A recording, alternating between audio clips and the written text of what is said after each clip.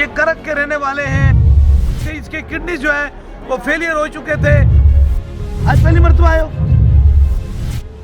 इस तरह शैतानों ने गिरफ्त किया है। कितनी मासूम सी बच्ची है। ये करक के रहने वाले हैं। अभी आप कहाँ बेटा रहते हैं? बेसिकली मैं तो इस्लामाबाद में हूँ, लेकिन कामरा में हमारी रिहाइश है। इस कामरा में रिहाइश है।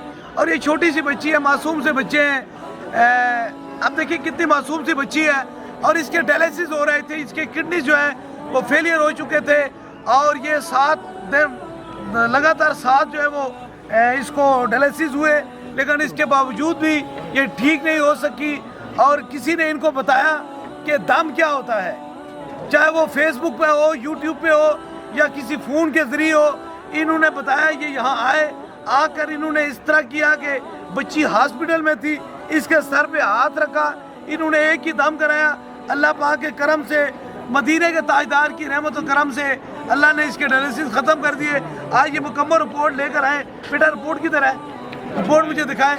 ये रिपोर्ट लेके आए कि 100% इसके जिस्म के अंदर जो ये गुर्दे जो काम नहीं करते थे, अल्लाह ने इसके गुर्दे नए तरीके से करम और अपनी मेहरबानी से ठीक कर दिए। आज ये बिल्कुल ठीक आए। आज पहली मरतबा आए हो इसको लेकर। ये देखें, अब ये रिपोर्ट है कि 100% इसके गुर्दे ठीक काम कर दे।